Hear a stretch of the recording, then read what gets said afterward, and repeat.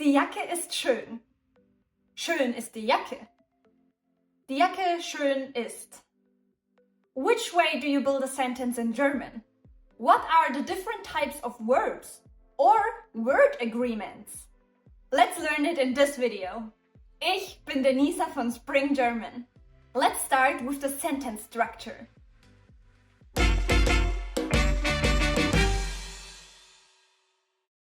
Erstens, SVO.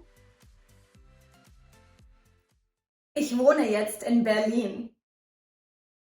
Cool, ich auch. Willkommen im Club. Danke. Ich will mir die Sehenswürdigkeiten ansehen. Kommst du mit?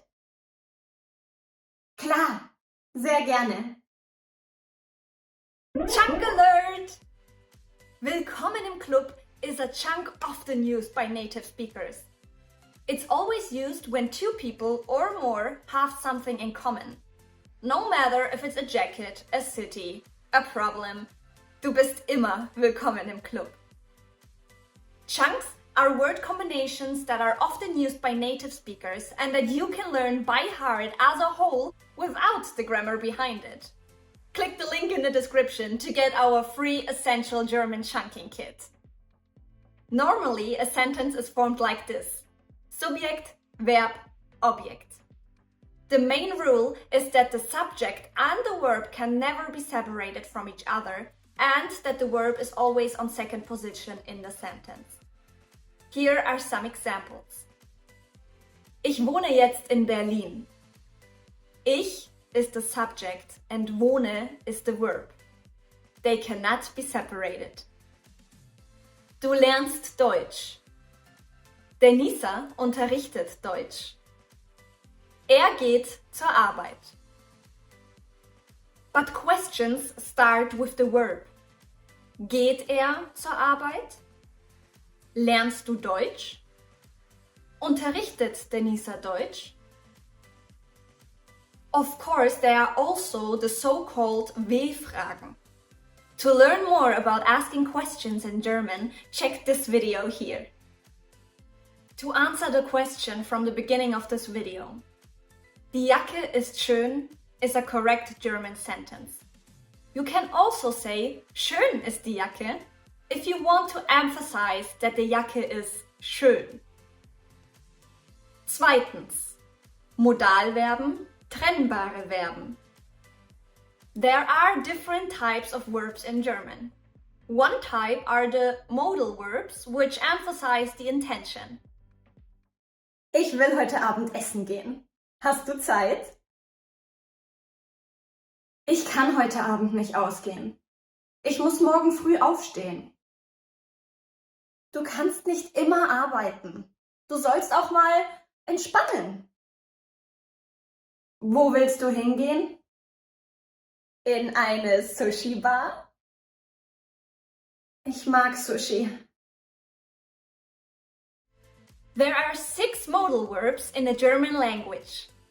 Können, wollen, sollen, dürfen, müssen, mögen. Of course, there are also auxiliary verbs or main verbs. To learn more about them, check this video here.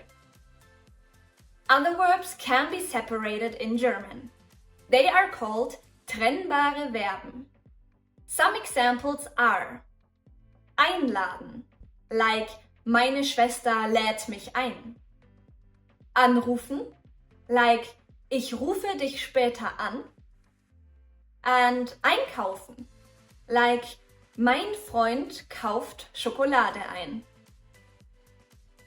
Other prefixes that are separable are an, like anfangen, auf, like aufheben, mit, like mitfahren. There are also verbs that can't be separated. Prefixes that can't be separated from the verb are, for example, Geh, das gehört mir. B, like ich bestelle Kaffee. Fair, ich verreise heute. A fun example is the verb umfahren. It has two different meanings. Ich umfahre das Auto versus ich fahre den Baum um. If you don't separate it, it means that you're driving around the car. But if you use the separable word umfahren, it means that you're knocking down the tree. So be careful when using the word umfahren. Drittens. Anpassung der Wörter. Du hast ein schönes Kleid. Danke, aber es heißt ein schönes Kleid. Be careful when using adjectives because they have to agree to the noun. If the noun has the definite article das and the indefinite article ein, the adjective has to have an s at the end. Here are a few examples. Ein blaues Auto. Ein kleines Kind.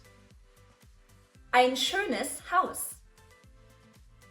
If the noun has the article der or the indefinite article ein, there has to be an r at the end of the adjective. Some examples. Ein junger Mann. Ein großer Hund. Ein dicker Baum.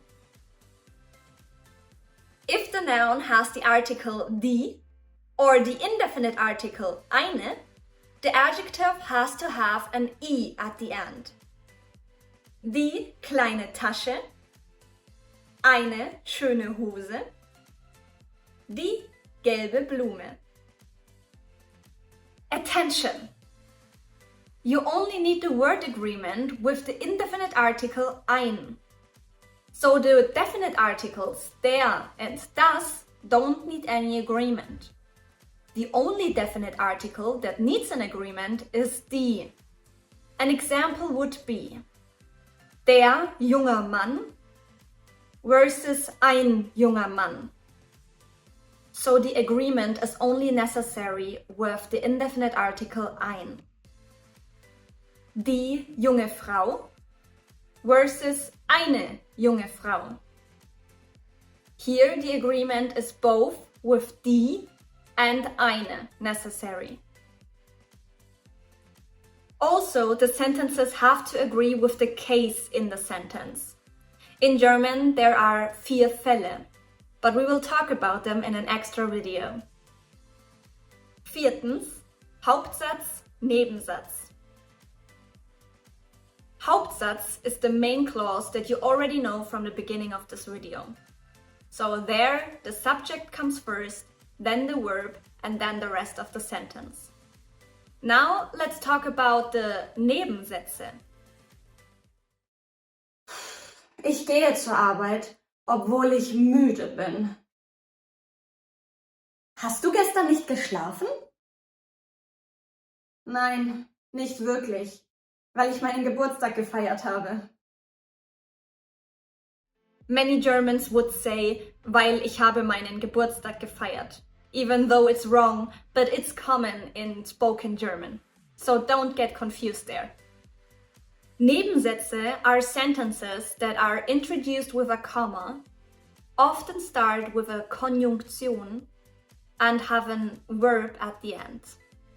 Konjunktionen introduce subordinate clauses. Here are some examples. Weil, obwohl, das. In sentences, it would look like this. Ich gehe zur Arbeit, obwohl ich müde bin. Ich habe nicht geschlafen, weil ich meinen Geburtstag gefeiert habe. Ich weiß, dass du ins Kino gehst. Did you notice the question in the last dialogue? Hast du gestern nicht geschlafen? To learn everything about asking questions in German, click this video here.